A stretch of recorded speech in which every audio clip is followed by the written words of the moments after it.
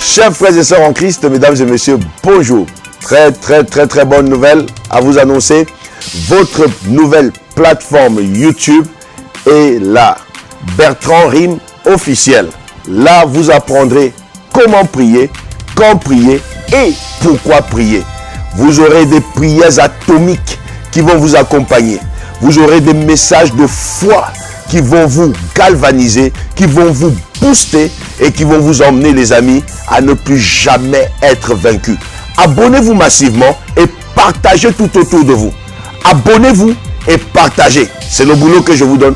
Abonnez-vous et partagez. Surtout, appuyez la cloche de notification pour être mis au courant en temps et en heure des temps de prière atomiques. Parce qu'ici, nous allons passer des moments de prière atomiques. Nous allons atomiser le monde de l'ennemi. Nous allons atomiser la maladie. Nous allons atomiser les sorciers. Nous allons atomiser les blocages. Nous allons atomiser la stérilité. Nous allons atomiser la pauvreté. Nous allons atomiser toute forme d'ennemi qui s'élèvera. Vous ne serez jamais plus vaincu. Celui que je vais vous présenter, c'est mon papa. Et il vient de me dire, je n'ai pas bien fait les choses. Donc on va acclamer le Seigneur pour qu'il soit dans la joie. On va acclamer le Seigneur pour sa vie.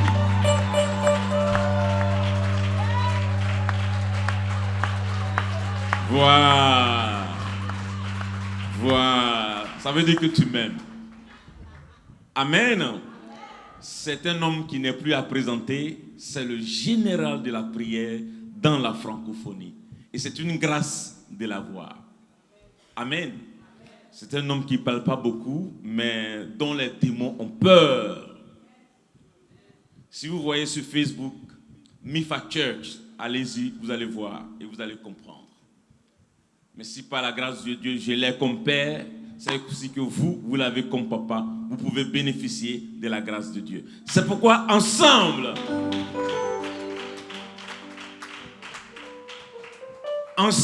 nous allons acclamer le Seigneur jusqu'à ce qu'il vienne prendre le micro. 1, 2, 3, c'est parti. Jésus, Jésus, Jésus, Jésus, Jésus.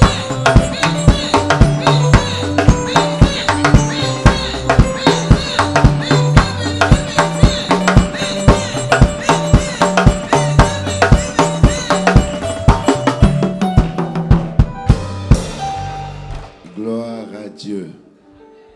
Alléluia. Je salue la présence de Dieu et je bénis la présence de tout le monde. Je bénis la présence des hommes de Dieu qui sont ici ce soir et nous bénissons Dieu pour la grâce de la Pâque. Dis avec moi la Pâque. On dirait que tu te sens peut-être fatigué ou intimidé. Je ne suis pas venu t'intimider, je suis venu t'inspirer. Je n'aime pas avoir l'air de vouloir intimider, j'aime avoir l'air d'inspirer. Je veux que tu sois plus inspiré par ma présence qu'intimidé par ma présence. Que quelqu'un crie un amen qui le rend libre. Je bénis Dieu et je célèbre cette année 30 ans que je prêche l'évangile. J'ai commencé à prêcher en 92 et en 2022, ça fait 30 ans que je prêche l'évangile. 30 ans, 3 décennies. Alors, les amis, pour moi, c'est une année de grande célébration parce que ça brise un cycle et je rentre dans un nouveau cycle et je bénis Dieu pour cela. Alors, nous parlons de la Pâque parce que nous croyons que le sang de Jésus a coulé. Si je demandais à quelqu'un le sang de Jésus, pourquoi il a coulé, je crois que j'aurais multiples raisons pour lesquelles on va me dire que le sang de Jésus a coulé. Mais beaucoup vont me donner une réponse et beaucoup, quand je vais demander le sang de Jésus, vous savez que la Bible dit que le sang de Jésus parle, n'est-ce pas? Asseyez-vous, pardon. Le sang de Jésus parle, n'est-ce pas? Vous allez un peu m'excuser. J'aime parler avec des gens qui répondent. Si vous ne répondez pas, ça va me fatiguer. Et je vais parler 15 minutes. Après, je vais passer le micro. Et après, je n'aurai pas tout dit. Et je vais rentrer à la maison. J'aime parler avec les gens. J'aime la conversation. Et la conversation, ce n'est pas un monologue. La conversation, c'est un dialogue. Et un dialogue, on est deux dans l'affaire. Donc je parle, toi tu réponds. Et tu parles, je réponds également. Alors sentez-vous libre dans la présence de Dieu. Souffrez que je sois peut-être désordonné par rapport à votre ordre, mais c'est moi qui tiens le micro. Alors sentez-vous libre. Et quand je parle, vous répondez. Amen. Voilà, ça commence à venir. Je crois qu'on va bien s'entendre ce soir. Même quand je vais dans les églises où les gens sont trop calmes avec les micros qui sont posés là, comme ça, sur le pupitre, je demande toujours au pasteur, tu me permets d'être libre? Il me dit oui. J'ai dit, bon, tu vas m'excuser, je vais déranger ton ordre aujourd'hui, je vais enlever le micro et je vais me balader dans la salle. Alors j'ai dit aux gens, soyez libres, parce que moi j'aime être libre. La Bible dit que là où il y a l'Esprit de Dieu, il y a quoi?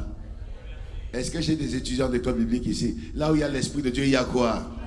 Il y a la liberté. Donc nous sommes libres dans la présence de Dieu. Et la Bible dit que celui que le Fils a franchi est réellement comment? Donc nous sommes libres.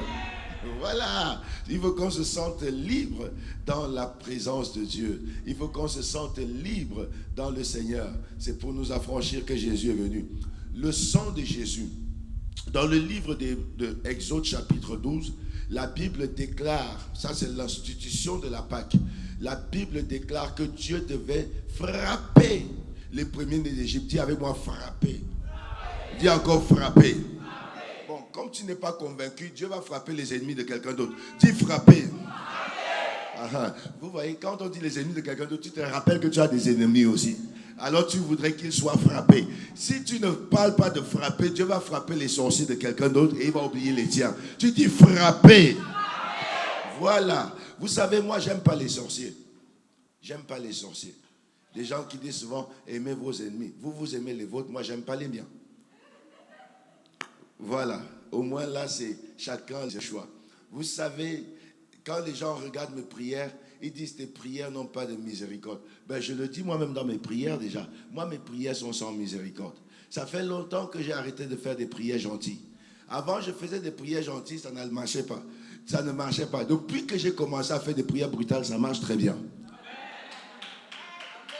Donc, vous comprenez que si mes prières n'étaient pas bonnes, Dieu ne les exaucerait pas. Parce que je ne prie pas et j'exauce. Je prie et Dieu exauce. Donc, si ce n'était pas bon, Dieu allait me dire, c'est pas bon, je n'exauce pas. Mais comme c'est bon, Dieu exauce. Donc, moi, je ne perds pas de combat. Dans tous mes combats, je gagne. J'ai eu plus de combats que toi dans la vie. Mais je n'ai perdu aucune bataille. Je les ai toutes gagnées. Je dis bien, j'ai gagné toutes mes batailles. Tous les sorciers qui me connaissent et qui savent que je sais qu'ils sont sorciers, je les ai déjà fouettés. La Bible dit que Dieu devait frapper les premiers d'Égypte. Ça, c'était l'ultime plaie, n'est-ce pas? Non, la deuxième plaie. La Bible dit que Dieu devait frapper les premiers d'Égypte. Et la mort va rentrer en Égypte. Et la mort ne calcule pas. Elle ne calcule pas, elle ne regarde personne. Elle dit, je vais rentrer. Là où je rentre, je frappe et je tue. Parce que la mission qu'on m'a donnée, s'il y a un premier-né, il faut qu'il tombe. Et Dieu n'a pas dit, tu rentres en Égypte, tu calcules seulement les Égyptiens. Non, la mort ne regardait pas les Égyptiens ou les Israélites. La mort, quand elle entrait, elle fracassait tout ce qui s'appelle premier-né. Alors, Dieu va donner un plan aux enfants d'Israël, une stratégie. Il leur dit, prenez le sang et mettez sur le linteau de vos portes. La mort ne pouvait pas écouter le langage des premiers-nés ou faire la différence entre les Égyptiens et les Israélites. La mort ne pouvait écouter que le langage du sang. Je dis encore, la mort ne pouvait écouter que le langage du sang. Et le sang qui était placé sur les deux poteaux et sur les linteaux, la Bible dit, le sang vous servira de signe. Exode chapitre 12, verset 13. Le sang vous servira de signe. Donc, la mort ne comprenait que le langage du signe. Elle ne comprenait pas le langage de « Oh, moi, je suis israélite ». Elle ne connaît pas ton identité. Mais elle comprend le langage d'un seul signe. Pourquoi? Parce que le sang qui était placé sur les linteaux disait « La mort, tu n'as pas accès ici. Quelqu'un est déjà mort pour eux. » Vous comprenez ça? La mort sur les linteaux et sur les deux poteaux disait, en fait le sang disait, tu n'as pas l'accès ici, parce que regarde, le sang a déjà coulé, il est déjà là. Et quelqu'un est mort pour eux, quelqu'un a payé pour eux, alors tu passes outre et tu vas dans la maison où il n'y a pas le sang, parce que personne n'est encore mort là-bas, va les tuer. Donc, chez les Égyptiens, personne n'était mort pour eux. Et c'était un droit légal pour la mort qu'elle frappe. Mais comme la mort était déjà entrée en Israël par l'agneau, la mort ne pouvait pas entrer deux fois. Parce qu'il était donné à la mort l'ordre de rentrer qu'une seule fois et de frapper les premiers-nés. Et chaque premier-né d'Israël était sauvé à cause de l'agneau ou la brebis qui était premier-né. C'est comme ça que le sang de Jésus, quand il a coulé, il parle pour nous. Parce que quand on dit il parle mieux que le sang d'Abel, on demande, il dit quoi? Le sang de Jésus parle, il dit, le premier message qu'il donne, c'est je suis mort pour eux. J'ai déjà payé le prix pour eux. Le sang, c'est la rançon. La rançon, c'est pour nous sortir de la dette. La rançon dit non, ils n'ont plus rien à payer. Si tu veux leur demander quelque chose, demandez à la croix. Si les sorciers veulent te demander quelque chose, qu'ils demandent à la croix. Si les vampires veulent te demander quelque chose, qu'ils demandent à la croix.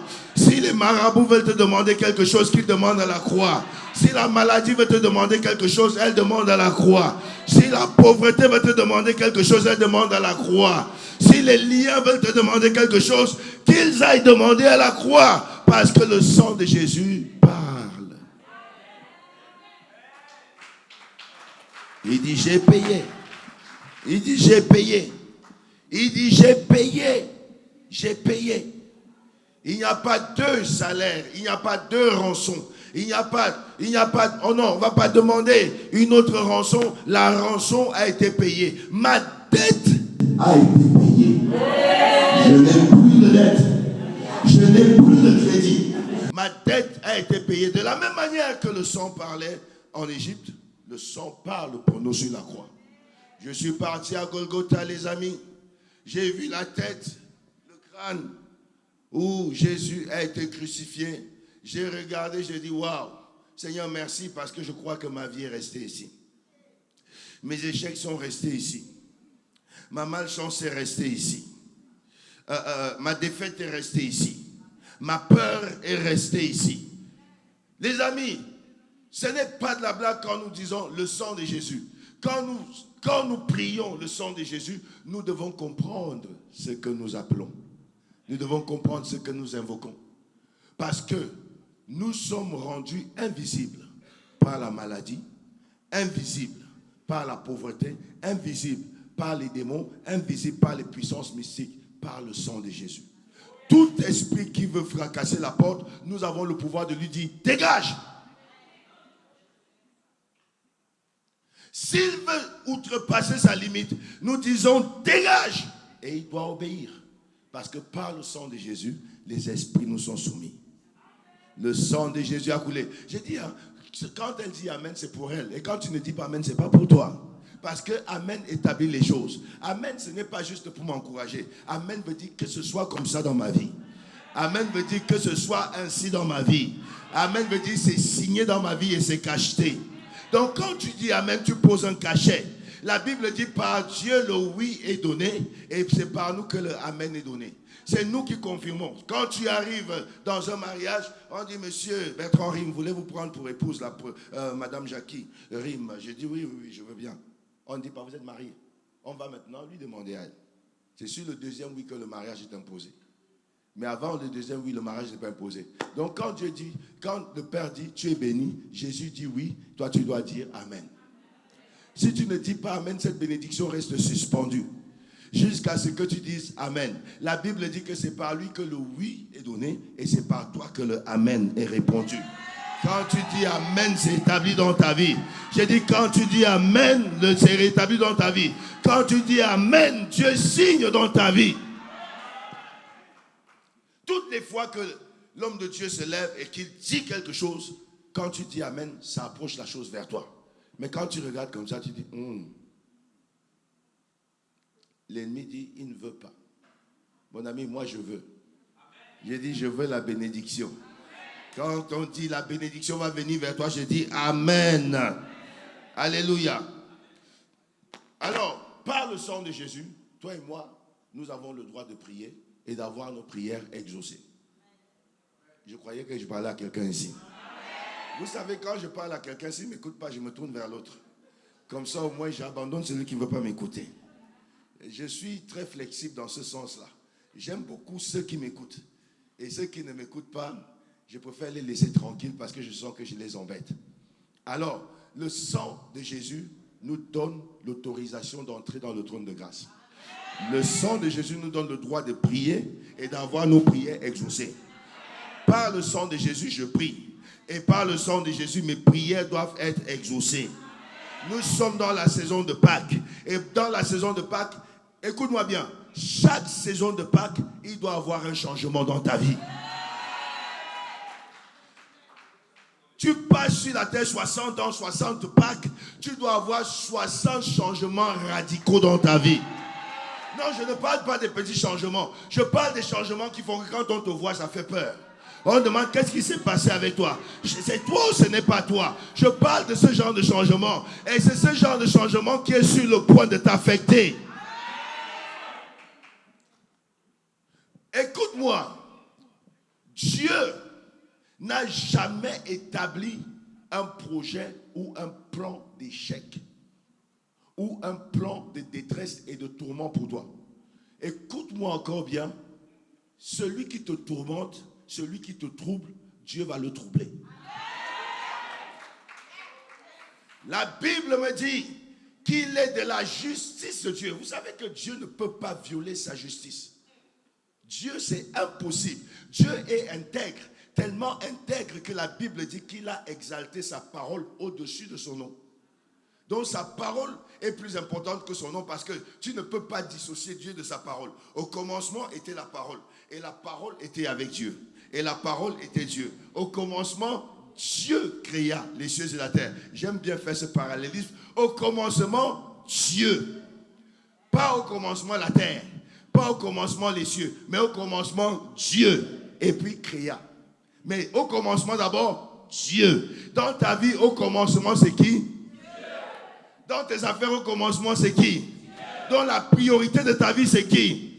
Donc, au commencement, pas le commencement de ta vie, pas le commencement de ta naissance, mais le commencement qui est avant le commencement des commencements. Parce que c'est Dieu qui initie le commencement et parce que c'est Dieu qui est le commencement. Donc, Alpha, c'est lui. Donc, au commencement, Dieu. C'est pourquoi la Bible dit, au commencement était la parole. Mais la parole n'était pas avant Dieu parce que Dieu n'est pas venu trouver la parole. Au commencement était la parole et la parole était avec Dieu. Parce que Dieu est venu avec la parole. Dieu est le commencement et il initie la parole. Et la parole était Dieu. La parole a fait toutes choses. Et rien de ce qui existe n'existe sans elle.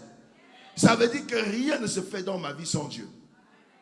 Rien ne se fait dans ma vie sans Dieu. Rien n'est arrivé, rien n'arrive et rien n'arrivera dans ma vie sans Dieu. Tout ce qui va m'arriver, c'est avec Dieu. Parce que Dieu est le commencement. Au commencement, Dieu. Je parle à quelqu'un ici. Tu es dans une nouvelle saison et un nouveau commencement dans ta vie. Parce qu'au commencement, Dieu. Je suis venu dire à quelqu'un, au commencement, Dieu. Dieu. Dieu. Nous au moins, on a Dieu. Nous, au moins, on est là pour Dieu. Il y a des gens qui ne connaissent même pas Dieu. Ils dorment sans Dieu, ils se réveillent sans Dieu. Ils vivent avec la miséricorde de Dieu parce que Dieu fait pleuvoir sur les bons et sur les méchants. Ils se réveillent comme ça, ils vivent sans Dieu. J'avais rencontré un Allemand. Je lui ai dit, crois-tu en Dieu? Il me regarde, il me dit, nein. Et je lui ai demandé, wie lebst du? Comment tu vis? Il me dit, ohne Gott. Sans Dieu. J'ai dit, mais comment tu peux vivre ohne Gott? Ça n'existe pas. Parce qu'au commencement, Dieu. J'ai parlé à un monsieur ici, dans le 93, et je lui parle, il me dit, pasteur, mais moi je suis athée. Il croit. Je lui ai dit, tu crois que ça te donne une griffe d'être athée? C'est pas une griffe, c'est pas une marque. Ça ne te rend pas particulier, mais je te trouve complètement bête parce que tout le monde croit à quelque chose. Il m'a dit, C'est la première fois que j'entends ça. Je dis, il n'y a personne. Laisse-moi tomber ton athéisme. Parce que personne sur cette terre ne croit en rien. Tout le monde croit en quelque chose. Tout le monde. J'ai dit tout le monde. Même les athées qui disent qu'ils sont athées. Je crois qu'au fond d'eux, ils ne croient même pas qu'ils sont athées. Je lui ai dit, c'est faux. Je ne crois pas que tu sois athée.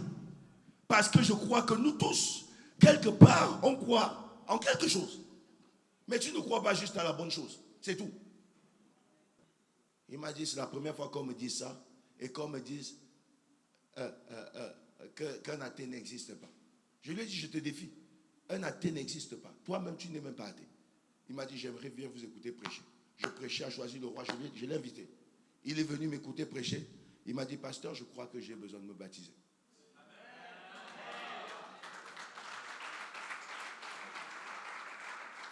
Et il s'est baptisé. De athée à baptisé. Donc tu comprends qu'il n'y a pas de athée. Les athées, ce sont des gens qui croient que ça fait stylé d'être athée. C'est pas stylé, c'est moche.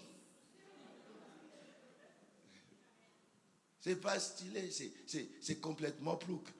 Un athée, je suis athée, moi. Je suis athée. Et il croit que ça lui donne des ailes, quoi. Moi, je suis athée, moi. Mais t'es pas athée, c'est pas vrai. T'es pas athée, zéro. Tu ne crois, tu crois en quelque chose. Nous tous, on croit en quelque chose. C'est que nous, on a choisi de croire au bon. Mais toi, tu ne crois à ce qui est mauvais, c'est tout. C'est pourquoi tu mets ton athéisme devant. Je suis venu dire à quelqu'un aujourd'hui, si tu crois, tu verras la gloire de Dieu. Non, je ne dis pas parce que c'est écrit dans la Bible. Je le dis parce que c'est une réalité. Je le dis parce que nous avons vécu ça. Il y a au moins 4 personnes ici qui ont vécu ça. Il y a au moins 4 personnes ici qui peuvent dire, j'ai cru et j'ai vu la gloire de Dieu. Alors je te le dis parce qu'au nom de ces personnes qui ont cru et qui ont vu, je te dis aussi, si tu crois, tu verras la gloire de Dieu. Alléluia. Alors, mes amis, je vais vous préparer un peu dans un moment de prière. Si tu n'aimes pas mes prières, ne prie pas. Et si tu n'as pas de problème, tu n'es pas le bienvenu ici. Ici, là, je veux voir les gens qui en ont marre d'en avoir marre. Ça veut dire qu'il en a déjà eu marre.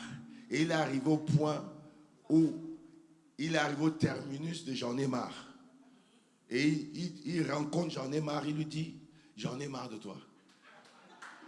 Ça veut dire j'en ai marre d'en avoir marre. Et c'est ces gens-là que Dieu m'envoie sur le chemin pour que je leur dise, prenez les armes, on va combattre. Comme quelqu'un m'a dit une fois, la Bible dit, les adeptes de Matthieu chapitre 5, verset 44, je vous dis, aimez vos ennemis. Vous savez, quand vous m'entendez prier, Seigneur, j'envoie le feu, je les détruis par le feu. On dit, la Bible a dit, aimez vos ennemis. J'ai dit, toi, qui parmi vous est sûr qu'il aime ses ennemis? Parce que quand vous priez pour vos ennemis, là, et que vous dites, Seigneur, bénis-les, vous savez ce que vous faites? Vous les renforcez. Et quand ils viennent vous frapper, pourquoi vous pleurez? Dites seulement Amen. Quand tu reçois un coup, tu dis Amen. Seigneur, bénis-les encore. Il te frappe encore, tu dis Amen. Seigneur, bénis-le encore. Il te frappe encore, tu dis Amen. Et après, maintenant, quand il est prêt de te tuer, tu dis Amen en mourant. Et on t'enterre. Et quand tu arrives devant Dieu, il te dit, pourquoi tu n'as pas utilisé les armes? Vous ne trouvez pas que c'est paradoxal de dire à quelqu'un, aime ton ennemi, et puis de lui dire, prends les armes, va combattre ton ennemi. Bon, finalement, je dois l'aimer ou je dois le combattre? Non, soyons sérieux. Le même Dieu que tu dis, qui t'a dit, aime tes ennemis, c'est lui qui t'a donné les armes, n'est-ce pas? Si, dans les normes, on doit prendre littéralement ce qui est écrit dans Matthieu 5, sur le sermon de la montagne, aimez vos ennemis, ça veut dire que Dieu devrait être le premier à nous montrer l'exemple. Il doit aimer Satan. D'accord ou pas d'accord? Non. On dirait que... parce que je parle de Dieu. Ben naturellement. Si ce que vous dites est littéralement ça, on devrait aller voir Dieu et dire ça. Non. Et puis Jésus devrait dire, moi j'aime Judas. Mais Jésus et les apôtres nous ont prouvé que Judas n'ira pas au ciel. Judas n'ira pas au ciel. Regardez quand vous lisez Matthieu 5, 44. Il dit, Jésus commence son message en disant, vous avez appris qu'il vous a été dit, n'est-ce pas? Vrai ou faux? Est-ce que vous avez les histoires de la Bible ici? Il dit, en d'autres termes, ça veut dire, on vous a dit que. Ce n'est pas moi, c'est on qui vous a enseigné. Vous avez appris qu'il a été dit que tu aimeras ton prochain et tu haïras ton ennemi. C'est ce que prêchaient les pharisiens. Les pharisiens enseignaient la ségrégation sociale. Ils disaient, tu aimeras le Seigneur ton Dieu de tout ton cœur, de toute ton âme, de toute ta force, de toute ta pensée, et ton prochain comme toi-même. Ils ont pris ce commandement en disant maintenant, ok. Donc, comme on a dit, tu aimeras le Seigneur ton Dieu, ton prochain comme toi-même, tu dois haïr ton ennemi. Et Jésus dit, on vous a dit que vous devez haïr vos ennemis. Les pharisiens dans Jean chapitre 7, n'est-ce pas? Vous allez au verset 49.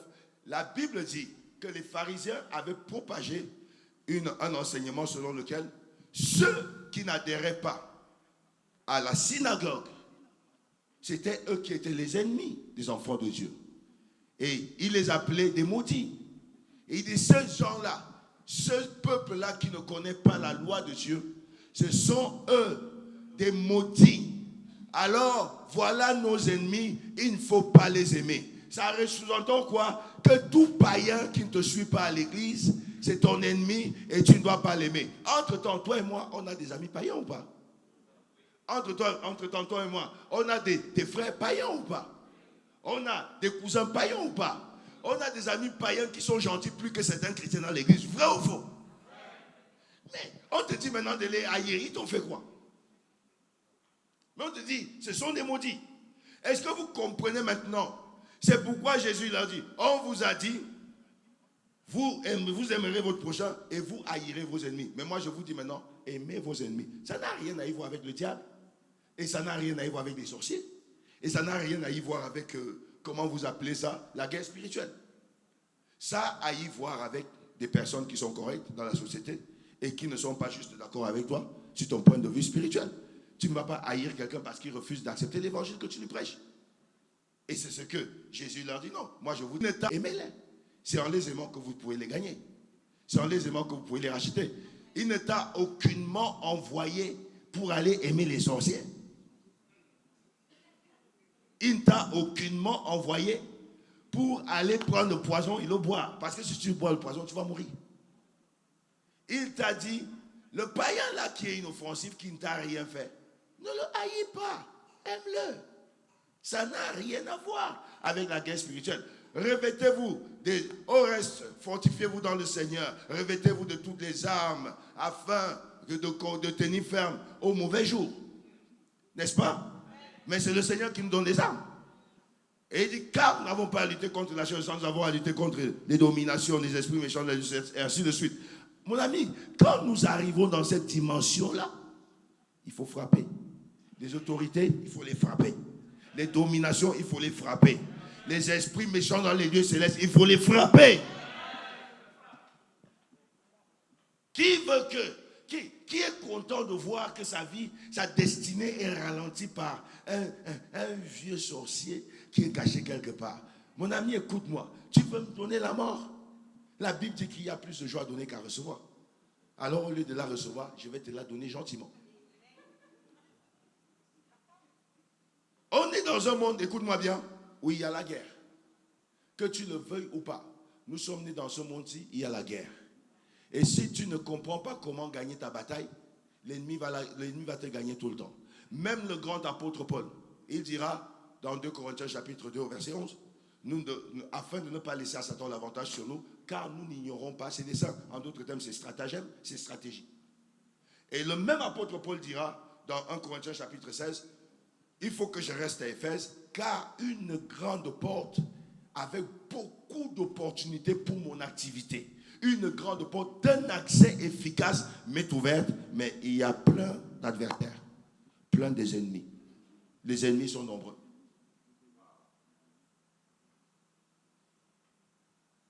Une porte est ouverte, mais il y a des contestations.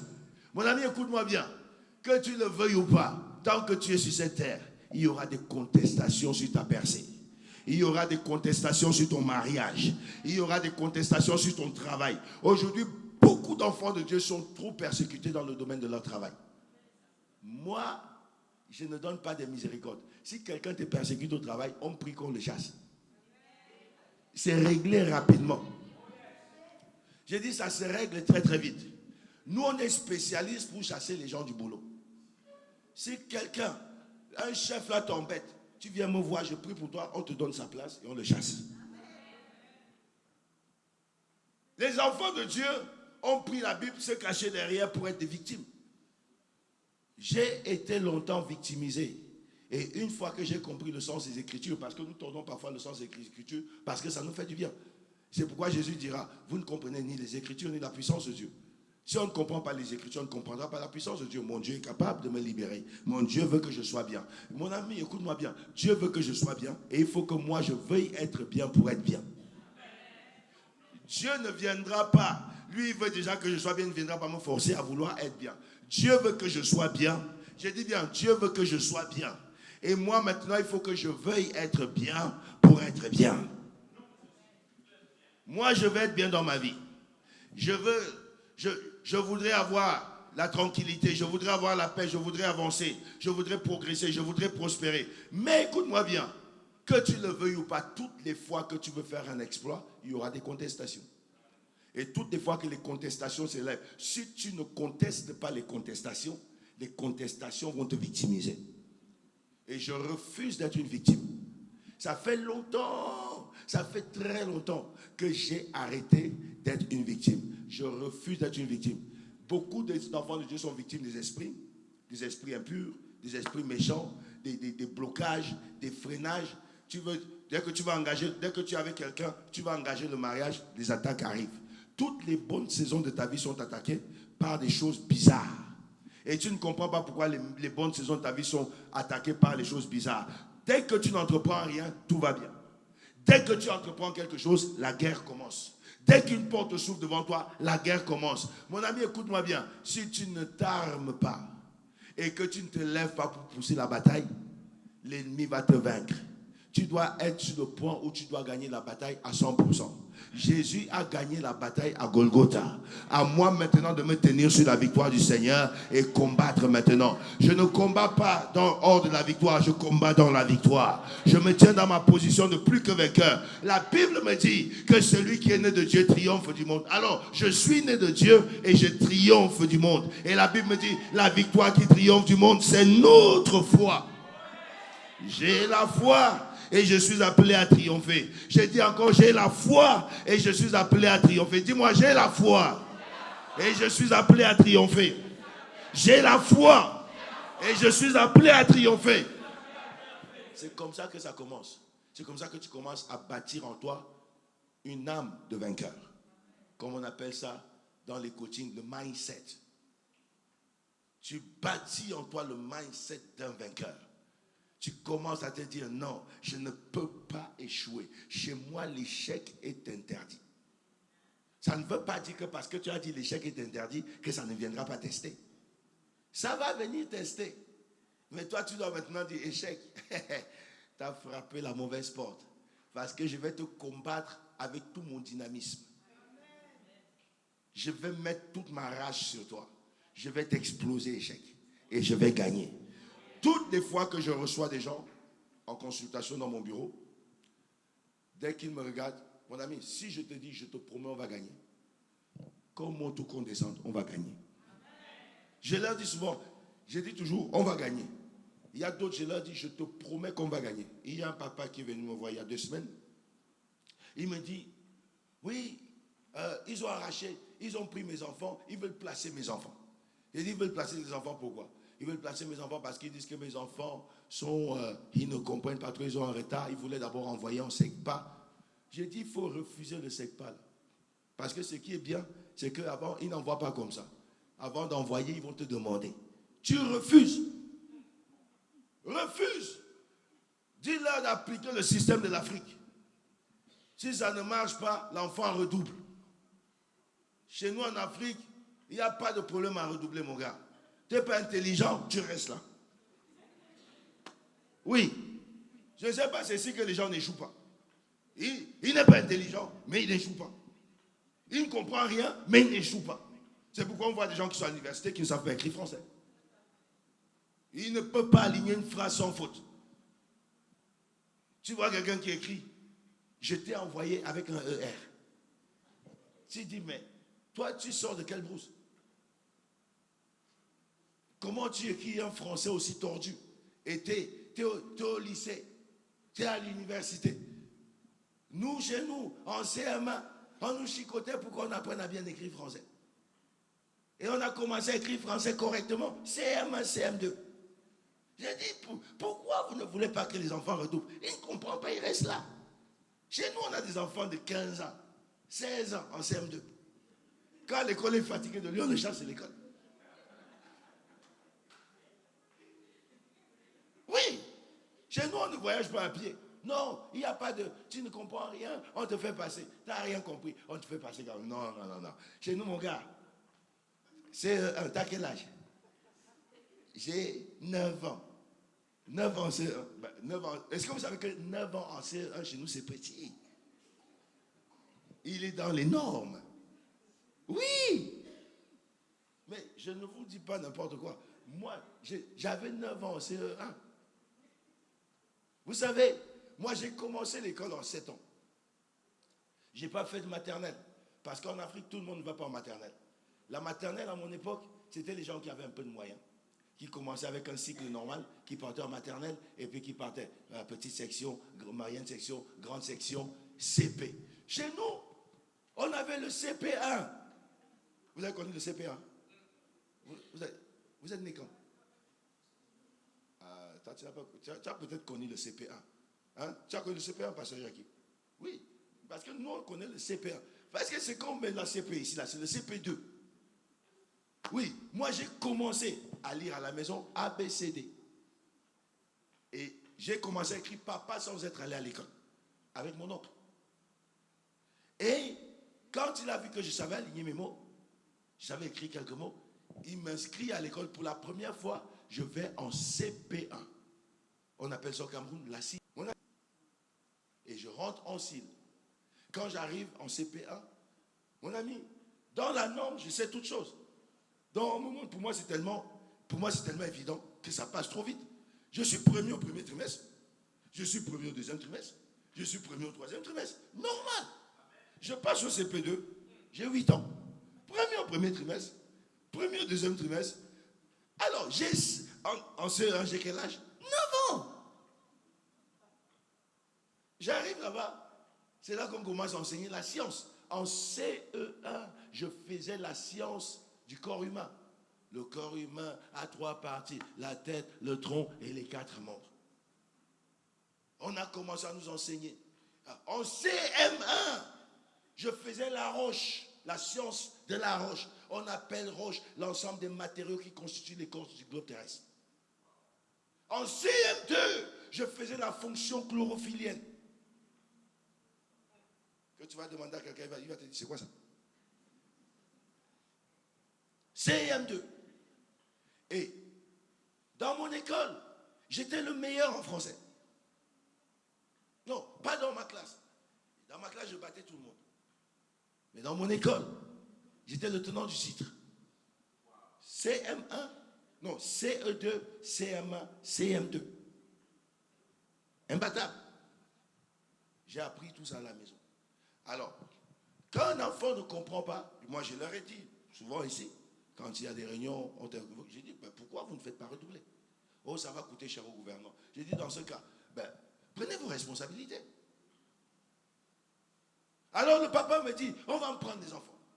Ils m'ont mis plein d'accusations sur la tête. J'ai dit, qui t'a mis des accusations? Le directeur, le professeur, le machin, CPE. Je l'ai regardé, je lui ai dit, on va les battre. On va les gagner. On a prié dans mon bureau, dans mon téléphone là-bas. Je vous aurais montré la décision du juge. Il a gagné. J'ai dit, il les a gagnés sans qu'il ait touché. Il les a battus. Parce que la prière peut te faire gagner. J'ai dit encore, la prière peut te faire gagner. Par la prière, nous gagnons. J'ai dit, par la prière, nous gagnons. Il y a une de mes filles également comme ça qui, quand il y a eu le coronavirus, moi j'étais en plein dans les prières en ligne là. Alors, quand on était dans le premier confinement, Après le confinement, il vient me voir, il me dit non, la société est en train de limoger les gens. Mon nom est dans la liste de ceux qu'on va limoger. Ils vont garder des personnes qui sont mariées. J'ai dit, ma fille, tu n'as pas appris que Dieu fait des exceptions. Dieu, il fait des exceptions.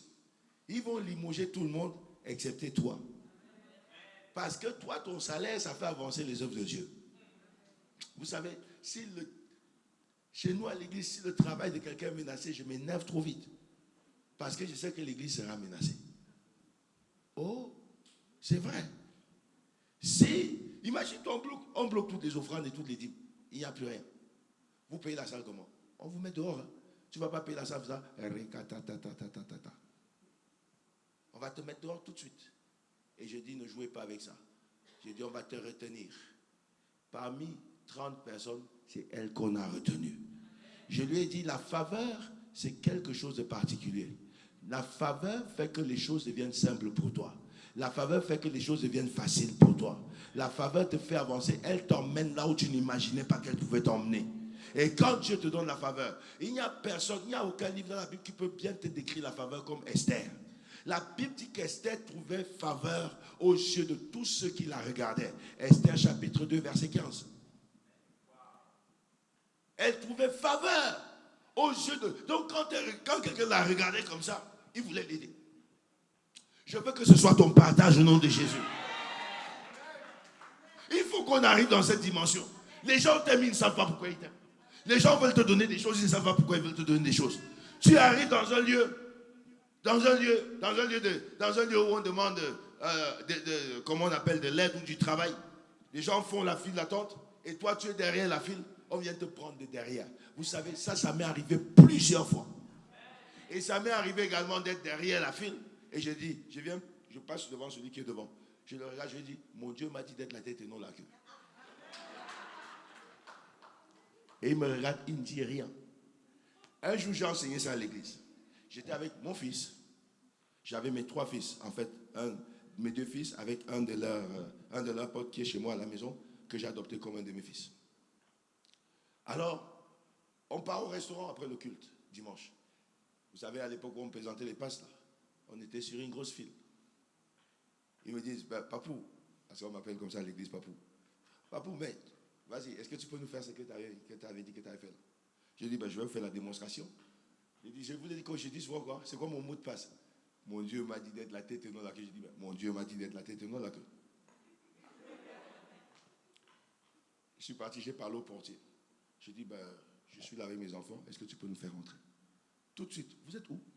La manager est sortie. Elle a dit, oui, venez. J'ai dit, petit, venez. Les petits m'ont regardé, ils ont fait, waouh, mais comment tu fais ça? Il dit, mon Dieu m'a dit d'être la tête et non la queue. C'est comme ça. En fait, Dieu fera que tu trouves faveur là où les autres sont défavorisés. On va te faire entrer là où on interdit les autres d'entrer. Je dis, les enfants de l'église, nous, je leur dis toujours, allez chercher le travail là où on dit qu'il y a des racistes. Là où on dit qu'on ne veut pas que les autres entrent. Oh, vous voulez que je vous raconte une histoire sur la faveur? Je vais vous raconter une histoire folle sur la faveur. Ça, c'est dingue. 2017, je crois. Je vais au Bénin. J'étais avec Pasteur Mathieu. Je lui ai dit, bon, moi, je m'en vais au Bénin. Je suis parti au Bénin pour une conférence. Je vais au Bénin à Cotonou. Je fais ma conférence se passe bien. À la fin de la conférence, je reçois des gens. Comme souvent, après mon séminaire, même quand je vais aux Antilles, je reçois du monde. Alors, je m'assois, je reçois des gens. Les gens viennent me voir, papa, j'ai mal ici, j'ai mal là. Donc, sois guéri au nom de Jésus. Papa, j'ai tel problème ici, sois guéri. Parce qu'au Bénin, ils jettent des sorts. Hein, et puis, ça démange partout dans le corps. Alors, je prie pour d'autres personnes. Et il y a un jeune homme qui arrive et me dit, papa, je veux que tu pries pour moi. Le petit, en fait, lui, je le connais parce que c'est le petit frère de mon ami qui est pasteur. Et c'est son fils spirituel en même temps. Et le petit, je l'ai vu naître parce qu'ils sont nés au Cameroun. Donc, il est né devant moi. Et je lui dis, ça va, Sébastien? Il me dit, oui, oui. J'ai dit, qu'est-ce que tu veux? Il me dit, ouais, je veux que tu pries pour moi, papa, parce que bon, je cherche le travail. Depuis que j'ai fait des études, je cherche mon travail et je ne trouve pas. J'ai dit, bon, dis-moi, tu cherches dans quoi? Le petit me dit, j'ai un master en finance. Dès qu'il m'a dit, j'ai un master en finance, J'ai dit, tu cherches quoi ici? Toi, tu ne peux pas travailler ici, mon petit. Le Bénin ne peut pas te contenir. Il me dit, je prépare le deuxième master, mon master 2. J'ai dit, ah, mais toi, tu dois travailler dans des gros projets comme les projets de la Banque mondiale, les projets du FMI. C'est là-bas que tu dois travailler, pas ici. Toi et moi, on doit se rencontrer dans les aéroports. Je suis à Paris, je vais à Los Angeles. Je te dis, toi, tu vas où? Tu me dis, je m'en vais en Suisse. Alors, on se dit au revoir, au revoir. C'est comme ça qu'on doit vivre. Il me regarde.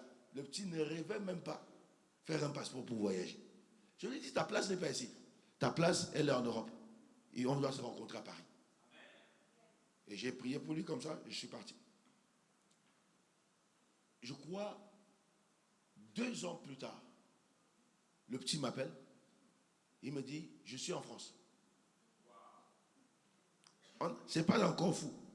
C'est encore normal. Ça va devenir fou bientôt. Il me dit, je suis en France. J'ai dit, t'es où? Il me dit, je suis à Aix-en-Provence. J'ai trouvé une inscription, je suis à l'université pour préparer mon master 2. Ok, c'est bien ça, mon petit. Quand tu as le temps, tu montes à Paris, on se voit. Il me dit, ok. Ok. Le petit, je fais le camp de prière. Chaque mois, je fais un camp de prière. Ce que j'appelle les camps de prière. Moi, je suis militaire, donc tous mes termes sont militaires. Chez moi, c'est la garnison des prières atomiques. C'est la garnison. Si tu vas même sur YouTube, tu vas voir toutes mes prières s'appellent prières atomiques. Moi, je suis atomique, bombardier. On bombarde tout. On saccage. On ne pose pas de questions. Ce sont des prières sans protocole. Ce sont des prières sans éducation. Ce sont des prières qui ne sont pas gentlemen. Chez nous, on ne connaît pas. On ne pose pas de questions. On bombarde d'abord, après on demande toi, de prière, c'est là. Voilà. Alors, il arrive, on est dans le camp de prière. Le camp de prière, c'est une fois tous les mois, 7 jours de jeûne et prière.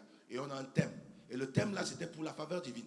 Et là, vous savez comment c'est pour les étudiants. Il faut qu'ils prétendent des subsistances. Et après, pour renouveler ses papiers, c'est un peu compliqué.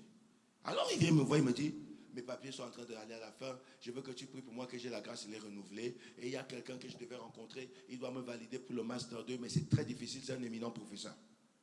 Je dis, ok, mon petit, tu es là. On a fini le camp de prière. Il est rentré dans mon bureau. J'ai pris l'huile. J'ai dit, l'huile de la faveur, elle tombe sur toi. Tu retournes comme une autre personne.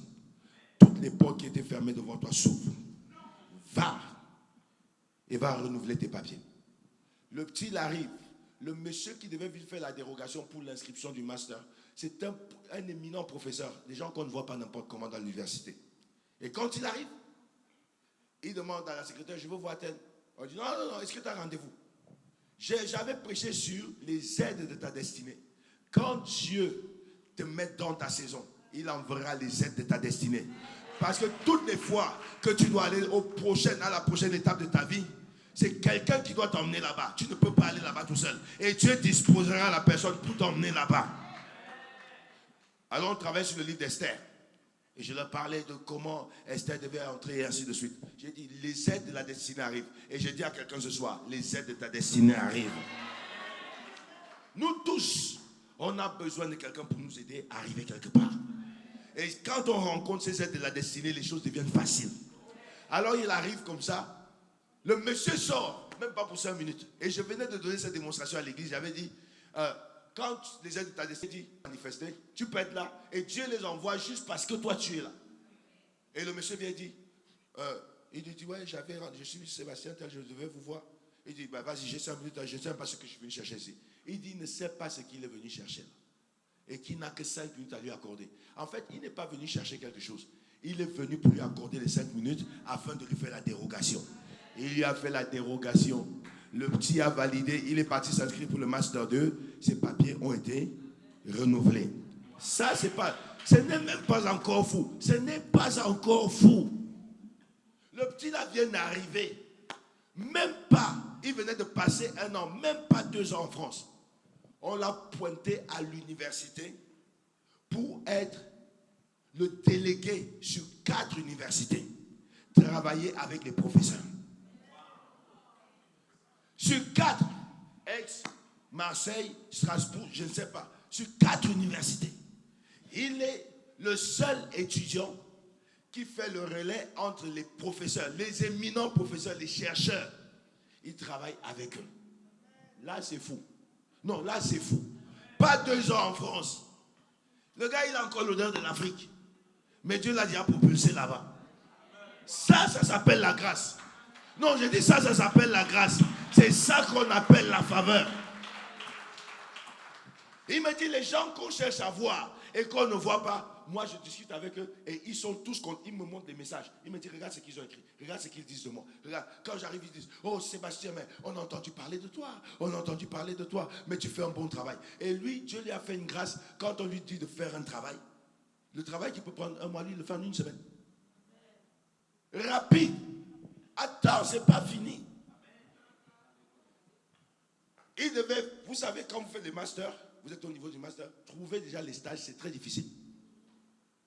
Le gars, on l'envoie à Paris, ils ont trouvé le stage pour lui dans des grands cabinets ici à Paris. C'est eux, c'est l'université qui a trouvé pour lui. Et il est venu à Paris. Ça, c'est le piston de la faveur.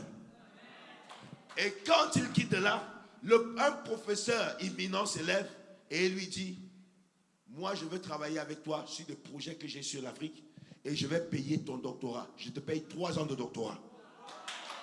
Ça c'est fou. Ça c'est fou. 3 ans de doctorat, on lui a payé. J'ai dit, financé. Le petit ne connaît pas ce qu'on appelle transpirer pour aller renouveler. Non, ça vient tout seul. Et de surcroît, ils lui ont dit, quand il finit son doctorat, parce qu'il va bientôt faire sa thèse, il est en train de préparer sa thèse, quand il finit son doctorat, c'est lui qui est en tête des projets Afrique centrale et Afrique de l'Ouest.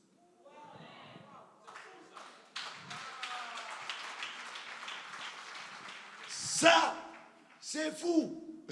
Ça, c'est ce qu'on appelle la faveur des faveurs. C'est une faveur peu commune. C'est le genre où Dieu pointe son doigt et dit, je te fais faveur. Quand Dieu pointe son doigt sur toi, personne ne peut plier le doigt de Dieu. Tu avances et tu marches, les portes s'ouvrent devant toi. Les portes s'ouvrent à gauche, les portes s'ouvrent à droite et tu avances. Ça, c'est ce que le Seigneur peut faire. Il est venu me voir.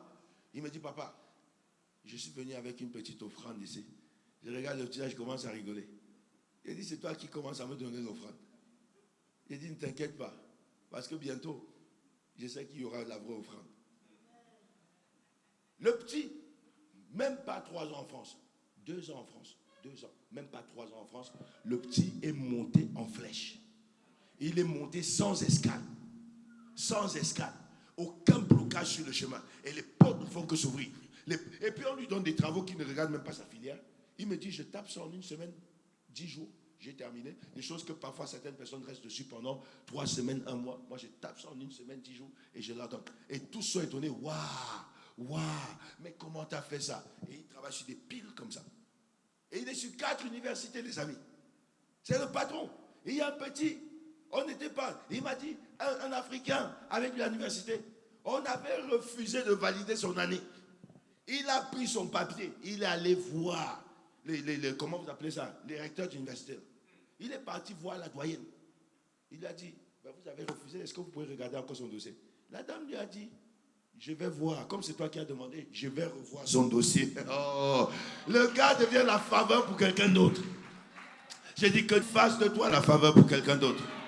J'ai dit que Dieu fasse pour toi la faveur, qu'il fasse de toi la faveur pour quelqu'un d'autre. Que la main de Dieu te localise et que l'huile de la faveur tombe sur toi. Vous savez, quand vous rencontrez Samuel sur votre chemin, sachez que votre vie va changer. Samuel n'était pas roi, mais une fois que son huile tombait sur toi, tu devenais roi. La puissance de Dieu change la vie de quelqu'un de manière extraordinaire. Et Dieu va transformer quelqu'un ici. Parce que nous sommes dans la Pâque. Et la Pâque nous fait passer quelque part. La Pâque nous enlève de la mort à la vie. La Pâque nous enlève des blocages à la gloire. Je dis, quelqu'un va vivre la gloire dans sa vie. Je dis, quelqu'un va traverser de l'ignominie à la gloire. La honte n'est pas ton partage. Je dis, la honte n'est pas ton partage. La gloire est ton partage. C'est ça la Pâque. La Pâque nous prend de quelque part pour nous emmener quelque part. Si la Pâque te fait rester sur place, c'est que ce n'était pas la Pâque. La Pâque, elle te dit, sors d'Égypte. Va et commence à marcher vers Canaan. Sors de la médiocratie. Commence à marcher vers l'excellence. Sors du célibat. Marche vers ton mariage. Sors des blocages. Marche vers la délivrance. Sors de la pauvreté, marche vers la prospérité. Sors de la précarité, marche vers des ouvertures. C'est ça la Pâque. La Pâque vient pour travailler dans la vie de quelqu'un. Si on dit on est dans la nuit de la Pâque, c'est qu'on est dans la nuit du changement. Ça doit changer. Ça doit changer. Si tu es dans la Pâque, tu rentres dans le changement. Dis avec moi, ça doit changer. Dis encore, ça doit changer. Dans le livre de Psaume chapitre 34, je crois bien, avant que je ne dise n'importe quoi, je veux vérifier. Psaume chapitre 34. Vous savez, chaque parole de l'Écriture, vous savez que douter de la parole de Dieu, c'est une attaque. C'est une attaque contre Dieu. Si quelqu'un doute de la parole de Dieu, c'est une attaque contre le sacré. Parce que la parole de Dieu est immuable. La parole de Dieu est suivie d'une action. La parole de Dieu ne peut pas être statique, c'est impossible. La parole de Dieu est suivie d'une action. Tu sais, si Dieu dit, par exemple, à Pasteur Jackie, la fille ici, Dieu ne peut pas se tromper en disant, ah non, je m'étais trompé pour dire c'est l'homme-ci. Non. Si Dieu dit la fille ici, ou bien la femme-ci, Pasteur Jackie devient une femme directe. La parole, Dieu ne peut pas se tromper. C'est impossible. Dieu ne peut pas dire, non, je m'étais trompé. Non. S'il dit ça, le sac-ci, c'est qu'il a vu un sac. Parce que Dieu voit avant de parler. Oui, si Dieu m'appelle la femme-ci, mon ami, tout de suite là, je deviens une femme. C'est impossible. C'est impossible que sa parole échoue. Sa parole est créatrice. Elle amène en existence des choses qui n'existent pas. Elle fait apparaître les choses. La parole de Dieu est remplie de son intégrité. Elle engage son intégrité, sa puissance. La parole de Dieu ne peut pas, c'est impossible. Si Dieu dit le sac, ça devient sac. Il ne va pas dire, oh non, c'était le baffle. Non. Nous, on peut dire, ah, le sac, si après on dit non, c'est le baffle. Mais Dieu, non. S'il dit sac, ça devient sac. S'il dit, la fille, s'il pointe sur moi, je deviens une fille. C'est pourquoi quand Dieu regarde la maladie, il dit, tu es guéri. Il ne voit pas la maladie, tu guéris directement. Si Dieu te regarde, il dit, tu es prospère, tu es prospère. Si Dieu te regarde, il dit, tu es délivré, tu es délivré. Dans Psaume 34, c'est pourquoi je dis aux gens, douter de la parole de Dieu, c'est une attaque contre le sacré. C'est une attaque directe. Là, verset 6. La Bible dit, chez lui, second, il dit, quand on tourne vers lui les regards, n'est-ce pas? On est rayonnant de joie, n'est-ce pas? Et le visage n'est pas couvert. Le visage n'est pas couvert de honte. Il ne se couvre pas de honte. La honte n'est pas le partage des enfants de Dieu. Dieu ne veut pas que tu sois dans la honte, que tu sois dans l'embarras, que tu sois dans l'humiliation. Ça, c'est l'une des armes que Satan utilise pour fragiliser les enfants de Dieu. S'il ne peut pas te tuer, il va te mettre dans l'humiliation. Vous savez, personne ici ne peut dire qu'il n'a jamais été humilié.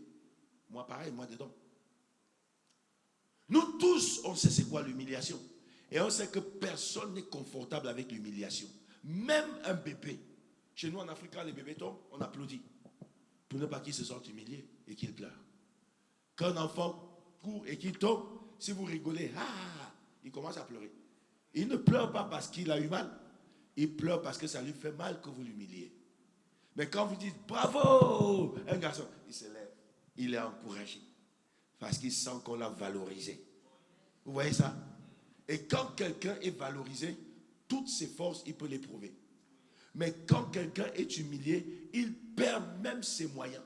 Même les capacités qu'il a, il doute de ses capacités. Et le diable utilisera la honte comme une arme pour mettre les enfants de Dieu à terre. J'ai dit ce soir, la honte n'est pas pour toi. Je dis encore, la honte n'est pas pour toi. La Bible dit que quand on tourne vers lui les regards, comment on tourne vers Dieu les regards? Pas en regardant le ciel, mais on tourne vers Dieu les regards dans la prière. Quand on prie, la prière chasse la honte. Quand on prie, la prière chasse l'humiliation. Quand on prie, la prière chasse la bassesse. C'est pourquoi je suis venu dire à quelqu'un ce soir, nous allons prier. Et on va chasser ces choses loin de nous. Vous savez, la prière est très importante. Même, tu dois savoir comment prier pour ton offrande. J'ai expliqué à quelqu'un, vous savez, les offrandes, excusez-moi d'utiliser l'offrande du prophète. Les offrandes, quand quelqu'un prépare son offrande, les gens qui connaissent le secret de l'offrande, c'est pourquoi je dis souvent aux gens, c'est très dangereux de voler l'offrande de l'église. Si quelqu'un vole l'offrande de l'église, il vole les malédictions des gens. Parce que les gens prennent ce qu'ils n'aiment pas, ils mettent là une offrande. Ils envoient ça en mission. Il dit que cette offrande porte mes blocages, que cette offrande porte mes malédictions, que cette offrande porte. Et quand elle part, qu'elle me ramène la bénédiction. C'est comme ça qu'on prie pour l'offrande. On ne dit pas, Seigneur, bénis mon offrande, multiplie-la. Non. Seigneur, que cette offrande enlève toutes mes souffrances. Qu'elle parte avec mes souffrances. Que cette offrande prenne ma pauvreté. Qu'elle parte avec ma pauvreté. Maintenant, quand quelqu'un vient maintenant voler un truc comme ça que tu as donné, il vole ta pauvreté. Et ça le poursuit. Il part avec. C'est pourquoi les gens ne jouent pas avec ça. Parce que c'est tout ce que les gens n'aiment pas qu'ils mettent dedans. Et comme Dieu est le Père qui est capable de tout enlever, il utilisera ça pour enlever dans ta vie. Et ces choses quitteront ta vie. Parce que ces choses sont attachées à l'offrande que tu as faite. Est-ce que ça parle à quelqu'un ce soir? Alors lève-toi un peu, nous allons prier. Nous allons prier parce que je vois que le temps est en train de partir. Je vais nous conduire dans quelques 30 minutes de prière. On va faire la gymnastique de la prière. Qui est un soldat ici? Qui n'est pas un soldat? Si quelqu'un veut dormir, laisse-le dormir. La prière, vous savez, il faut que quelqu'un prie avec sa volonté. Si quelqu'un ne prie pas avec sa volonté, laissez-le dormir. Mais quand il aura besoin de comprendre maintenant pourquoi il devait prier, c'est là maintenant qu'il va comprendre que non, j'avais envie de prier. Et il fallait que quelque chose se passe. Mais quand les autres priaient, moi je dormais. Écoute-moi bien, le sommeil, on a trop dormi, ça ne nous a rien apporté. Et pendant que nous on dormait, quelqu'un d'autre est venu pour planter ce que nous on ne veut pas. C'est ce que dit la Bible, n'est-ce pas? Pendant que les gens dormaient, et l'autre est venu planter l'ivraie. Alors que lui, il avait planté la bonne semence. L'autre est venu planter l'ivraie. Ce que personne ne veut. Alors nous empêchons à l'ivraie d'être planté. Nous empêchons à la mauvaise semence de germer, de croître et de porter du fruit. Dans ta vie, à partir d'aujourd'hui, toute mauvaise semence va sécher. Je croyais parler à 2 personnes ici. J'ai dit, dans ta vie, toute mauvaise semence va sécher. Donc, on va prier que le Saint-Esprit nous aide. J'aime quand on prie. La Bible dit de taper des mains. Prophétise en battant des mains, fils de l'homme, dans le livre d'Ézéchiel, chapitre 15, n'est-ce pas? Il dit prophétise en battant des mains. Prophétise en battant des mains. Et le battement des mains, il dit que c'est le signe du carnage et du grand carnage que nous envoyons dans le camp de l'ennemi. C'est pourquoi quand je prie, j'aime taper les mains. Si tu regardes les prières, je prie toujours, je tape les mains, je tape les mains, je tape les mains, je tape les mains. Parce que c'est le moment où j'envoie un message dans le camp de l'ennemi. Mon corps prie. Il faut que ton esprit prie, que ton âme prie et que ton corps prie. Est-ce que ça parle à quelqu'un ici? Il faut que ton esprit prie, ton âme prie et ton corps prie. Et alors c'est comme ça que nous allons envoyer dans le camp de l'ennemi des choses. Mon ami, nous allons prier. Je vais vous conduire dans quelques lignes de prière. Après, nous allons bombarder sérieusement. Je veux que tu bombardes parce que à cette heure-ci, c'est là souvent qu'ils croient qu'ils ont déjà tout fait et qu'ils ont tout gâté. C'est qu'ils ont prophétisé pour ta journée. Que quand le soleil va se lever, ça va se lever pour ta honte. J'ai dit, on va tuer ça, ça va rester. J'ai dit, ça va rester là-bas. Rien de ce qu'ils ont dit ne s'accomplira dans ta vie. Rien de ce qu'ils ont déclaré dans la nuit ne s'accomplira sur ta vie. On va détruire les plans de l'ennemi. On va envoyer le feu. Est-ce que quelqu'un est prêt d'envoyer le feu? Est-ce que quelqu'un est prêt d'envoyer le feu? Est-ce que quelqu'un est prêt d'envoyer le feu? Alors nous allons prier le Seigneur. Nous allons élever la voix maintenant pour remercier Dieu. Remercie Dieu d'être le Dieu de ta vie. Remercie Dieu d'être le Père de ta vie. Remercie Dieu d'être le pourvoyeur de ta vie. Remercie Dieu d'être le protecteur de ta vie. Élève ta voix, commence à remercier Dieu. Remercie Dieu pour la Pâque. Remercie Dieu pour le sang de Jésus. Remercie Dieu pour le sacrifice. Parce que le sang de Jésus parle en ta faveur. Le sang de Jésus parle pour toi. Élève ta voix, commence à remercier Dieu. Je te dis merci. Père, je te dis merci. Merci pour ta bonté, merci pour ta fidélité. Merci pour ta grâce et ta faveur. Merci pour ce jour. Merci parce que c'est la journée que tu as faite. Qu'elle soit pour moi un sujet de joie et un sujet d'allégresse. Yahweh, mon Dieu, Père Tout-Puissant, c'est dans la joie, Seigneur, que je m'approche en ta présence pour te dire merci.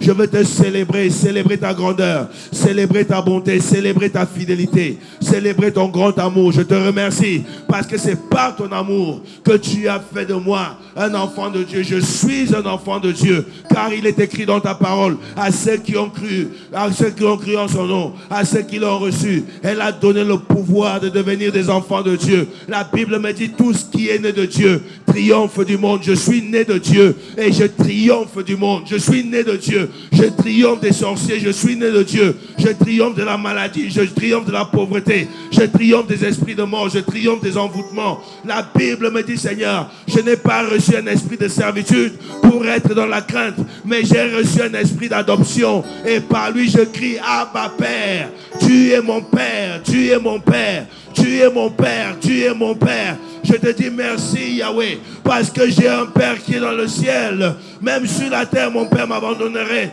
Seigneur, toi, tu ne m'abandonneras pas. La Bible me dit, mon Père et ma mère m'abandonneront, l'Éternel me recueillera. Je te remercie parce que je suis recueilli par Dieu. Je te remercie parce que Dieu est pour moi. Si tu es pour moi, personne ne peut être contre moi. En Christ, je suis plus que vainqueur. En Christ, je suis la justice de Dieu. En Christ, je suis la lumière. Je suis le sel. Mon âme te bénit et mon âme te célèbre. Je te dis merci, Père. Merci, mon Dieu. Merci de faire de moi ton enfant. À toi seul la gloire. Au nom précieux de Jésus. Amen. Regarde-moi. Je veux que tu pries. Je ne veux pas que tu murmures. Satan ne respecte pas les murmures. Il respecte la prière. Éclate. Si ta voix part. Moi, j'ai prêché dans la journée et je suis venu prêcher aussi dans la nuit. J'ai eu un culte. Moi, mes cultes ne sont pas doucement. Mes cultes, ils sont toujours chauds. Je conduis la prière pendant 1 heure de temps et je prêche pendant 1h10. Vous voyez ça? Donc, ma voix, si elle se casse. Si ta voix se casse et que quelque chose se passe, tu as gagné. Mais si ta voix ne se casse pas et que tu restes dans le même endroit, tu as perdu ton temps. Alors il est mieux pour toi que ta voix se casse. Parce que si elle se casse, elle va revenir. Il n'y a pas de problème à casser sa voix. Mon ami, prie comme un prophète qui a perdu la tête. Prie comme un prophète malade. Prie comme un prophète fou. Où est le prophète? Le prophète. Excuse-moi, je n'ai pas dit que je veux voir des prophètes malades ici. Je veux voir des prophètes qui sont fous. Alors, on va prier. Vous allez prier un peu à ma manière. À ma manière de prier, vous répétez ce que j'ai dit, juste le sujet. Et après, vous entrez dans la prière. C'est comme ça qu'on y va. La Bible déclare que nous avons vaincu par le sang de Jésus. Ne va jamais en guerre si tu n'étais pas mis sous le sang de Jésus. Mets-toi sous le sang de Jésus. Tu déclares, Père, couvre-moi. Couvre ma famille. Couvre ma maison.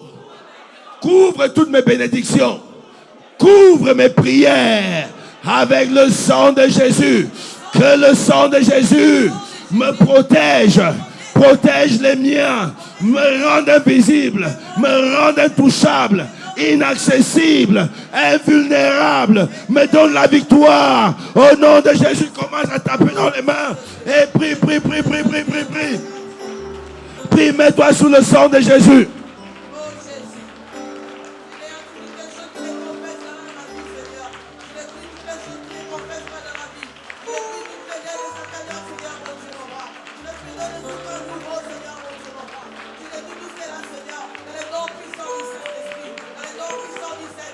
Couvre-moi avec le sang de Jésus.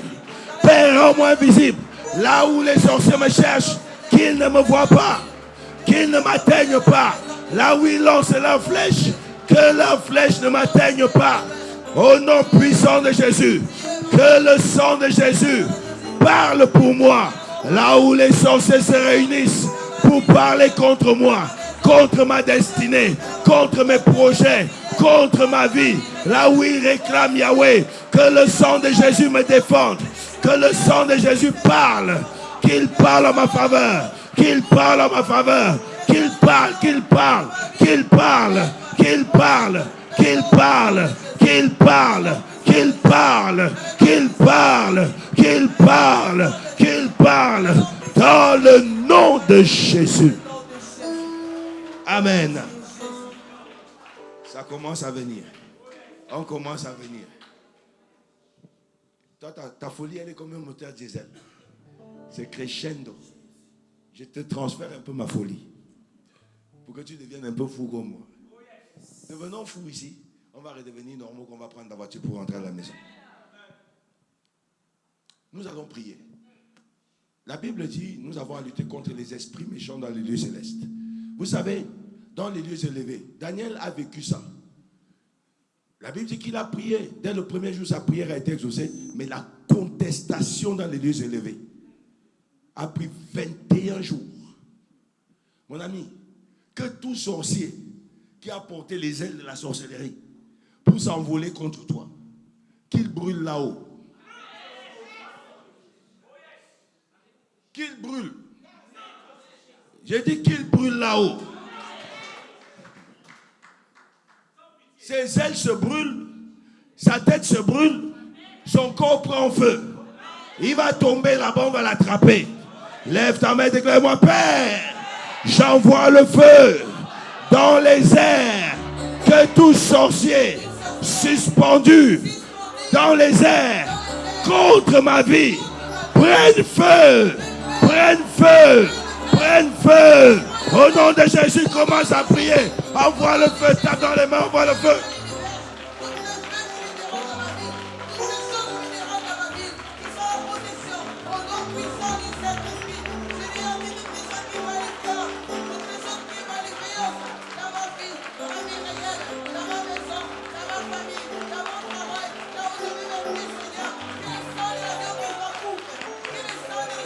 Qu'ils prennent feu.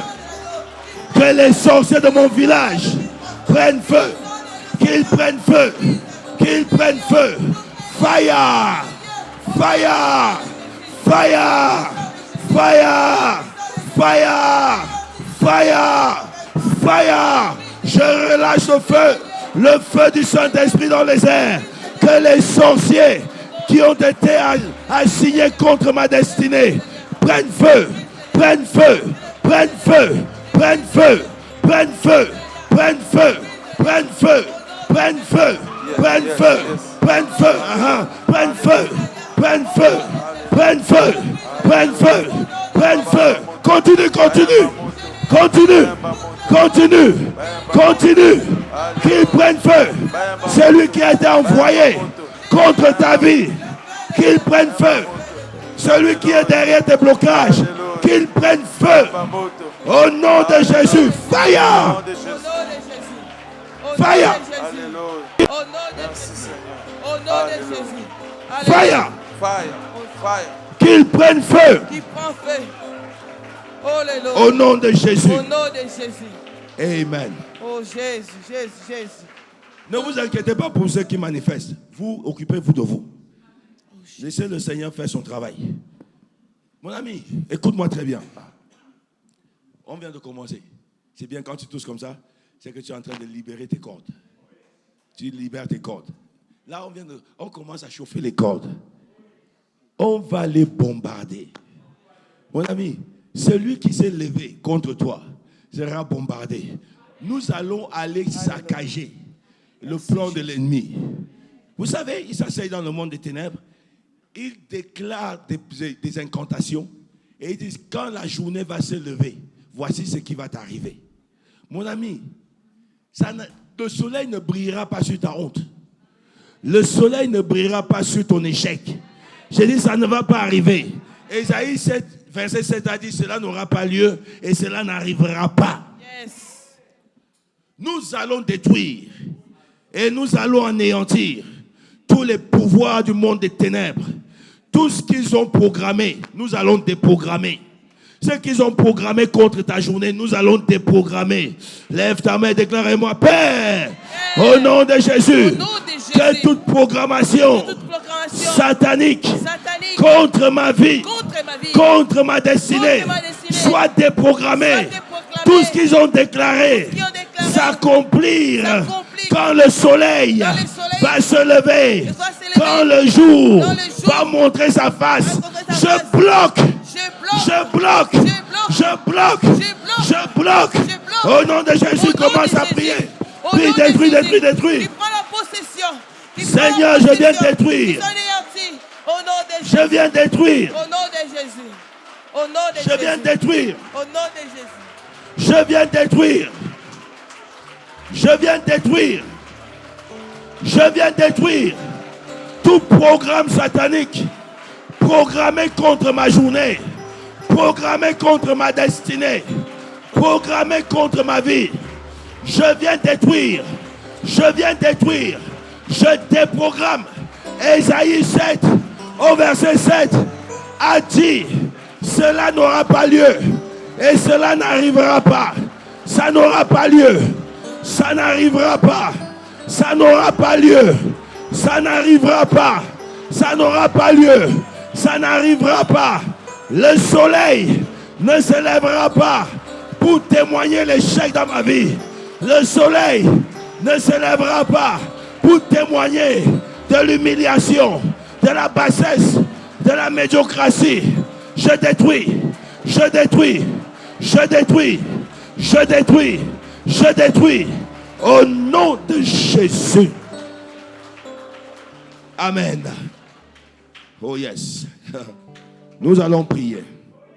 Que toutes les flèches qui sont lancées, qui sont assignées contre ta destinée, qu'elles fassent, vous savez, vous connaissez le boomerang? Le boomerang, c'est quelque chose que tu lances et ça revient. Donc quand tu lances, ça fait boomerang, ça repart. On va boomerang toutes leurs flèches. Toutes les flèches de l'ennemi qui sont lancées pour t'attaquer, qui sont lancées, qui sont assignées contre toi, elles doivent partir. Parce que chaque flèche, il donne des noms dessus. Les flèches qui sont lancées contre ta gloire, qui sont lancées contre ta percée, boomerang. Les flèches qui sont lancées contre ta bonne santé, boomerang. Les flèches qui sont lancées contre ton élévation, boomerang. On va envoyer tout ça, ça retourne dans le nom de Jésus. Lève ta main avec la paix.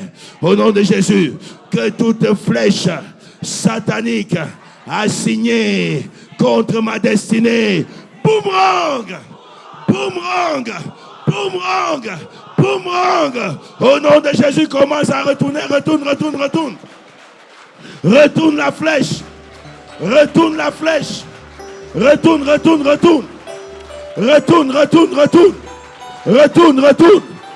Retourne à l'expéditeur. Retourne. Que la flèche les détruise. Que la flèche les anéantisse. Au nom de Jésus. Que ça retourne. Que ça retourne. Que ça retourne. Que ça retourne. Que ça retourne. Que ça retourne. Que ça retourne. Que, my God, ça doit retourner. Que les flèches qu'ils ont lancées contre ma vie, contre ma destinée, qu'elles retournent. Flèches des ténèbres, entendez la voix du Seigneur. Boomerang, boomerang, boomerang, boomerang, boomerang, boomerang, boomerang, boomerang, boomerang, boomerang, boomerang. Au nom de Jésus. Sakalabaya. Rakata sekete. Zekata labasente. Makata labaya. Rakata sekete. Rekata labaya. Rekata labasikete leboya. Randebose. Zebreketeli yakata. Rakata sekete. Zekata. Rakata seketeli abasanta. Zamakata labayande. Ekata labaya. Zandebro seketeli abasanta. Au nom de Jésus, étends tes mains vers l'autel de Dieu. Étends tes mains vers l'autel de Dieu. Fais silence à la présence de Dieu. Samakata labaya. Arakatase. Sebakata labayande. Arandende. Rekata labayande. Mon ami, tu ne peux pas sortir d'ici la même personne. La Bible dit, béni soit l'Éternel, mon rocher, qui exerce mes mains au combat et mes doigts à la bataille. Que Dieu connecte tes mains à la chambre de la puissance divine. Que Dieu connecte tes mains à la chambre de la puissance divine. Que tes guerres deviennent des haches de guerre. Que tes mains deviennent des instruments de guerre. Que tes mains deviennent des instruments de miracles. Que tes mains deviennent des instruments d'exploit. Que tes mains deviennent des instruments de délivrance. Que tes mains soient remplies de puissance. Que tes mains soient remplies de puissance. Que tes mains soient remplies de puissance. Que tes mains soient remplies de puissance. Que tes mains soient connectées à la chambre de la puissance divine. Que tes mains soient connectées.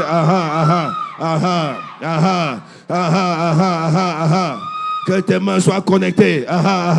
Que tes mains soient connectées. Je dis que tes mains soient, my God, que tes mains soient connectées. Que tes mains soient connectées. Faites attention, quelque chose se passe. Que tes mains soient connectées à la chambre de la puissance divine. Que tes mains soient des instruments de guerre. Que tes mains soient des instruments de puissance. Que tes mains soient des instruments de guerre.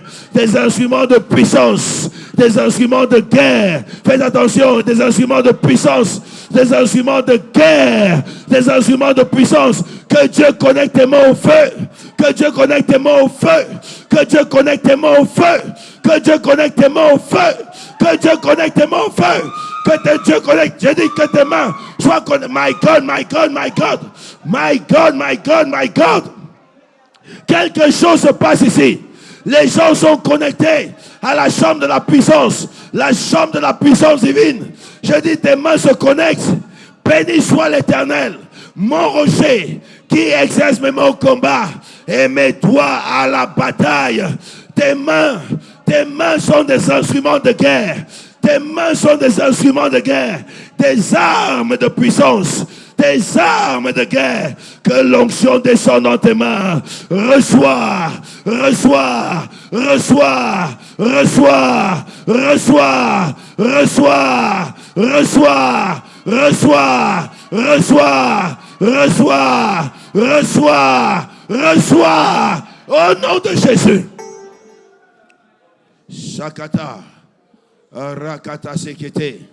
Rakata labase kata. Rabababase. Zamakata labaya. C'est ça. Il y a la puissance qui est relâchée. Cette puissance est relâchée. Tes mains vont être des mains de puissance. Des mains de délivrance. Des mains de guérison. Des mains de miracles. Des mains de puissance. Le feu que tu ressens dans tes mains, la chaleur que tu ressens dans tes mains, elle va affecter autour de toi. Les gens qui sont à côté de toi vont être impactés par la puissance. Quand tu rendras ministère, la puissance va se dégager. La puissance va se dégager. La puissance va se dégager. Oh yes. Que Dieu porte sa servante plus haut. My God. Que Dieu porte sa servante plus haut. Qu'une nouvelle onction, une nouvelle vague descende sur ta vie. Au nom de Jésus. Qu'une nouvelle vague descende sur ta vie. Fire! Jesus. Ça descend sur ta vie. Ça descend sur ta vie. Tes mains ne seront plus des mains ordinaires. Tu as tendu des mains ordinaires vers Dieu. Mais Dieu te ramène chez toi avec des mains extraordinaires. Avec des instruments de puissance. Avec des instruments de puissance. Avec des instruments de grandeur. Rien ne résistera. Dans ta main, Dieu déposera de nouvelles choses. Et des choses puissantes s'accompliront. Ce que tu toucheras sera obligé de prospérer. Ça va se débloquer. Si c'était bloqué, je dis ça va se débloquer. Je libère tes mains. Les chaînes qui liaient tes mains tombent. My God, my God. Les chaînes qui liaient tes mains tombent. My God, je dis ça tombe. Je dis ça tombe. L'huile sort de tes mains. L'huile sort de tes mains. L'huile sort de tes mains. Oh yes. Pendant que vous êtes en train de tenir la servante de Dieu, laissez-la s'asseoir. Oui, je vois de l'huile. Je vois de l'huile plein tes mains. Je vois de l'huile plein tes mains. Et je vois le Seigneur. Je vois le Seigneur mettre comme une boule de feu dans tes mains. Une boule de feu. Je dis une puissante boule de feu. Dieu t'amène dans une autre dimension d'expérimenter sa puissance. Il dit, tu es resté à un certain niveau pendant longtemps. Et tu as demandé au Seigneur. Tu lui as demandé, il y a quelques jours ici. Tu lui as dit, Seigneur, je veux voir ta puissance. Et voilà cette dose. Voilà cette puissance qui descend sur ta vie. Ça descend sur ta vie. Jesus.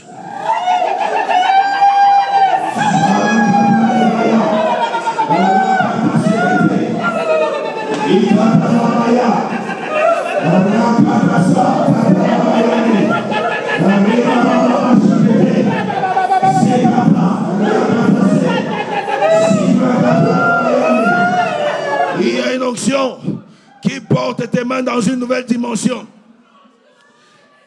Il y a beaucoup ici. On avait lancé comme une flèche dans ta main. À un certain moment, my God, my Father. À un certain moment, ce que tu faisais, les choses allaient vite. Tu avais une facilité d'acquérir des choses. Et depuis un certain temps, je compte depuis l'année dernière, les choses ont commencé à devenir difficiles. Les choses que tu faisais facilement ont commencé à devenir un peu difficiles. Les choses que tu avais de manière assez rapide deviennent rares. Dieu libère tes mains. Dieu libère tes mains. Dieu libère tes mains. Dieu libère tes mains. Et je tiens là. Dieu libère. Uh-huh. Dieu libère tes mains. Dieu libère tes mains. Dieu libère tes mains. Dieu libère tes mains. Dieu libère tes mains. Quand le protocole veille sur ce qui se passe ici, Dieu libère tes mains. Viens ma fille, viens. C'était toi ma fille. C'était toi. Lève tes mains. Quelque chose de nouveau arrive sur ta vie. Une nouvelle vague, elle tombe sur ta vie. Que cette onction te replace là où Dieu t'avait placé.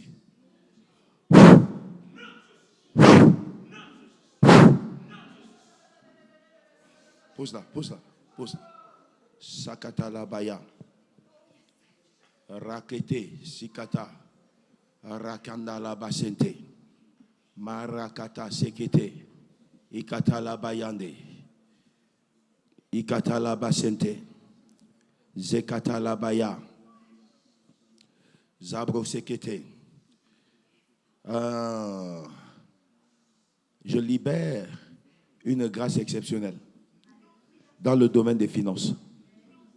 Les mains sont le signe du labeur et les mains sont le signe de l'avoir, l'acquisition. Il y a un embargo qu'on avait mis sur certaines mains que tu ne peux pas aller plus loin. Tu vois toujours, quand tu commences à monter financièrement, tu te fixes des objectifs. Dès que tu arrives à un certain niveau, presque au seuil de ce que tu t'es fixé, tu redescends à zéro. Je brise cette barrière. Je brise cette barrière. Je brise cette barrière. Je brise cette barrière. Je fais tomber cette limitation. Je fais tomber cette limitation. Je fais tomber cette limitation. Je fais tomber cette limitation. Dans cette saison de Pâques, tu traverses. Tu traverses. Tu traverses. Tu traverses. Tu traverses. Tu traverses. Tu traverses. Tu traverses. Tu traverses. Tu traverses. Tu traverses. Fire! Fire! Fire! Fire! Sakete. Rekatalabaya. Rababa shekete. Sikatalabaya. Libère. Que ta vie soit libérée. Libère.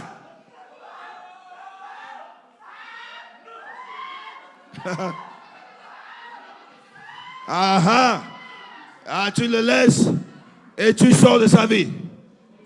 Tu le laisses et tu sors de sa vie by fire. Tu libères sa vie et tu t'en vas pour de bon. Tu ne reviens plus. Tu ne reviens plus. Tu ne reviens plus. Tu libères sa vie. Il sort de ta servitude. Tu sors de sa vie et jamais plus tu ne reviens. Jamais plus. Jamais plus. Tu es condamné au nom puissant de Jésus.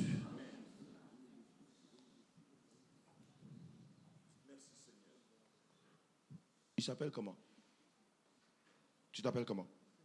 Christophe. T'as comment à la tête? Ça ne fait plus mal? Je libère ta vie par le feu. Je libère ta vie par le feu. Je libère ta vie par le feu. Je libère ta vie par le feu. Au nom puissant de Jésus.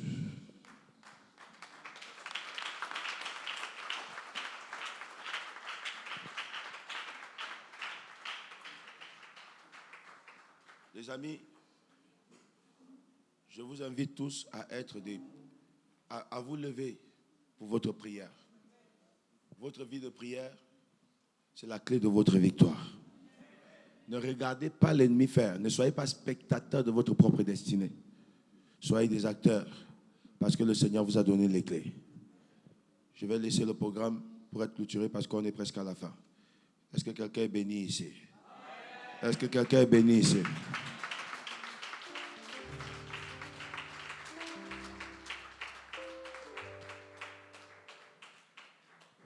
Est-ce qu'on peut encore acclamer Jésus-Christ de Nazareth? Jésus. Oh yes, c'est la Pâque, c'est un nouveau départ. Le premier mois de l'année spirituelle. Chers frères et sœurs en Christ, mesdames et messieurs, bonjour. Très bonne nouvelle à vous annoncer. Votre nouvelle plateforme YouTube est là. Bertrand Rime officiel. Là, vous apprendrez comment prier, quand prier et pourquoi prier. Vous aurez des prières atomiques qui vont vous accompagner. Vous aurez des messages de foi qui vont vous galvaniser, qui vont vous booster et qui vont vous emmener, les amis, à ne plus jamais être vaincus. Abonnez-vous massivement et partagez tout autour de vous. Abonnez-vous et partagez. C'est le boulot que je vous donne. Abonnez-vous et partagez. Surtout, appuyez la cloche de notification pour être mis au courant en temps et en heure des temps de prière atomiques. Parce qu'ici, nous allons passer des moments de prière atomiques. Nous allons atomiser le monde de l'ennemi. Nous allons atomiser la maladie. Nous allons atomiser les sorciers. Nous allons atomiser les blocages. Nous allons atomiser la stérilité. Nous allons atomiser la pauvreté. Nous allons atomiser toute forme d'ennemi qui s'élèvera. Vous ne serez jamais plus vaincu.